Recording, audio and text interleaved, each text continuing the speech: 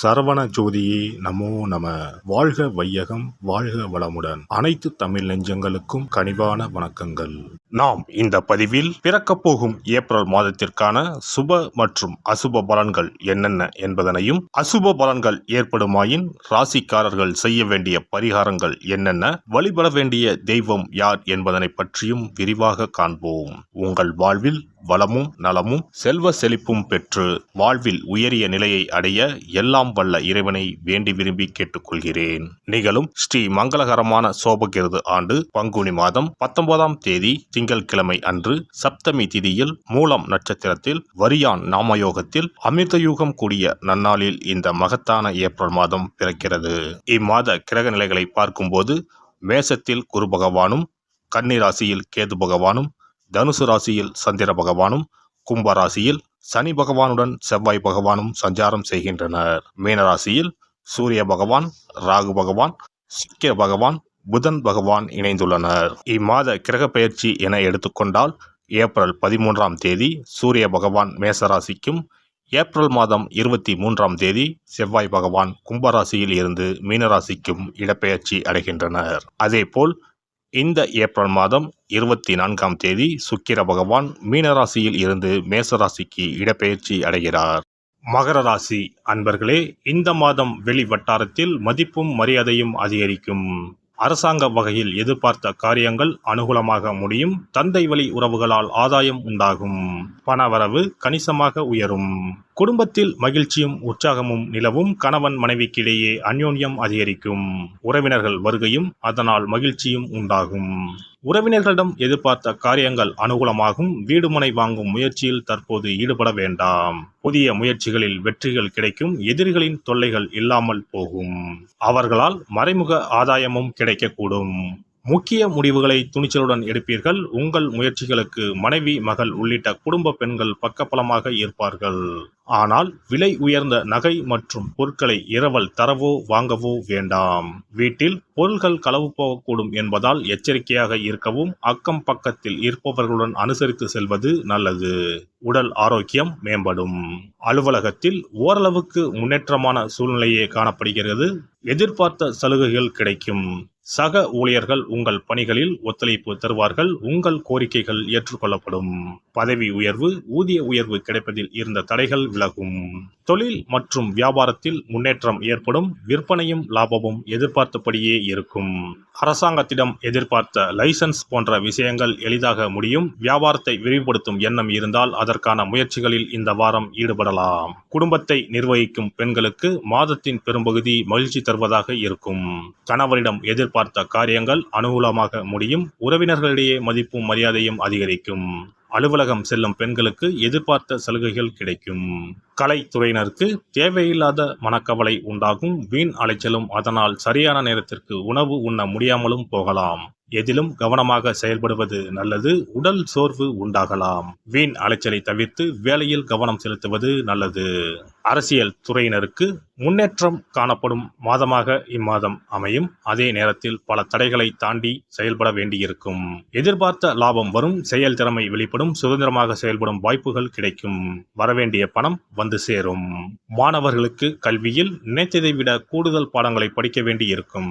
மனம் தளராது செயல்பட்டால் வெற்றிகள் கிடைக்கும். நட்சத்திர பலன்கள். உத்திராடம் 2, 3, 4ஆம் பாதம். இந்த மாதம் நண்பர்கள் மூலம் உதவிகள் கிடைக்கும். வாகன லாபம் ஏற்படும். தகப்பனாருடன் வீண் விவாதங்களை தவிர்ப்பது நல்லது. வெடி தொடர்புகளில் எச்சரிக்கை தேவை. எண்ணப்படி காரியங்களை செய்து முடிக்க சூழ்நிலை ஏற்படும். செலவுகளை குறைக்க திட்டமிடுவது நல்லது. கௌரவம் உயரும்.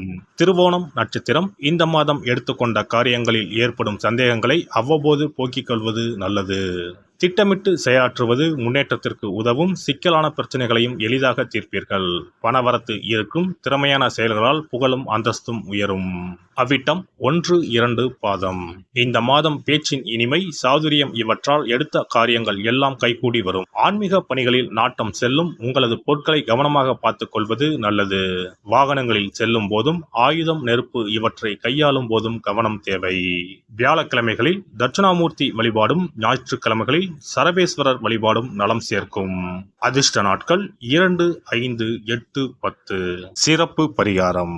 கடன் சீக்கிரம் அடைபட செவ்வாய்க்கிழமை இந்த எளிய பரிகாரம் செய்யுங்கள். முருகப்பெருமான் உடனே ஓடி வந்து உதவுவார். செவ்வாய்க்கிழமை அன்று சில எளிய பரிகாரங்களை செய்வதால் விரைவில் கடனை அடைத்து விடலாம் என நம்பப்பட்டு வருகிறது. செவ்வாய்க்கிழமையின் சிறப்புகள் பற்றி காண்போம். எவ்வளவு சம்பாதித்தாலும் வரவும் செலவும் சிலருக்கு சரியாக இருக்கும். சேமிப்பு என்பது உப்புக்கும் இருக்காது.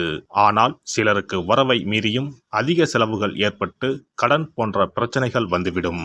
இதனால் நிம்மதியாக வாழ முடியாமல் திணறுவர். இந்த மாதிரியான பிரச்சனைகளுக்கு தீர்வுகளை முருகப்பெருமான் அருள்வார். அவருடைய வழிபாட்டிற்கு ஏற்ற தினம் செவ்வாய்க்கிழமை.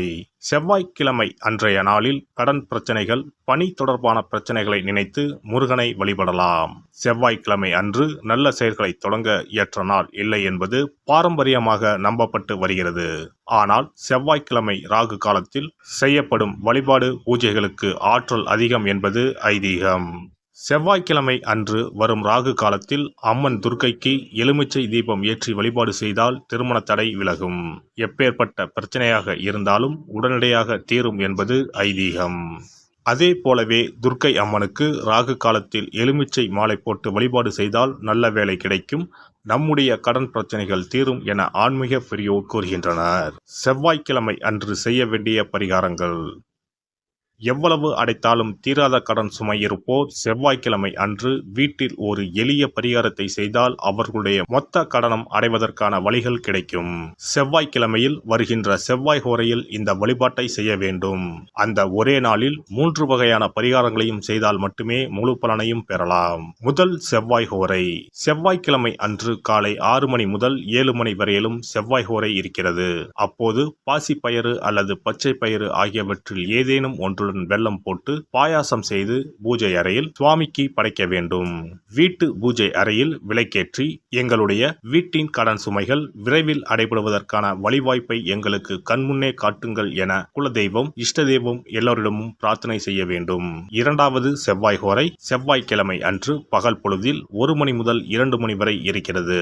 அப்போது பச்சரிசியை சுத்தம் செய்து அதனுடன் பச்சை பயிறு, வெல்லம் ஆகியவற்றை கலந்து வீட்டு பூஜை அறையில் வீட்டிற்கும் சுவாமி படத்தின் முன்பு வைக்க வேண்டும்.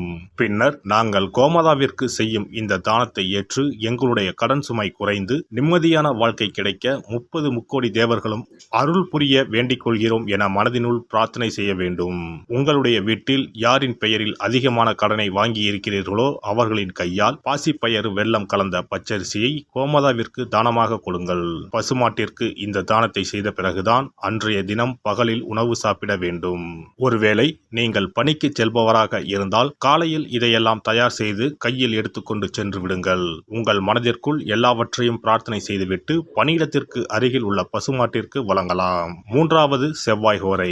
3ஆம் செவ்வாய் ஹோரை செவ்வாய்க்கிழமை அன்று மாலை 6 மணிக்கு மேல் வரும். அப்போது உங்கள் வீட்டு பூஜை அறையில் ஒரு நெய் தீபத்தை ஏற்றுங்கள்.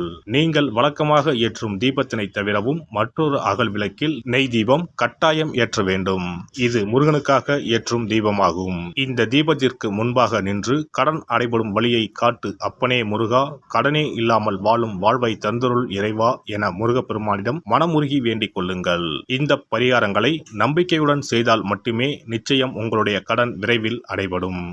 எல்லாம் வல்ல இறையருளால் நீங்களும் உங்கள் அன்பு குடும்பமும் உடல் நலம், நீலாயுள், நிறை செல்வம், உயர் புகழ், மெய்ஞானம் ஓங்கி வாழ்க வளமுடன். இந்த வீடியோ பதிவு உங்களுக்கு பிடித்திருந்தால் லைக் பண்ணுங்க, கமெண்ட் பண்ணுங்க, ஷேர் பண்ணுங்க, மறக்காம சப்ஸ்கிரைப் பண்ணுங்க, பக்கத்துல இருக்கிற பெல் பட்டனை கிளிக் பண்ணுங்க. நன்றி, வணக்கம். ஓம் நமச்சிவாய. சிவாய நம.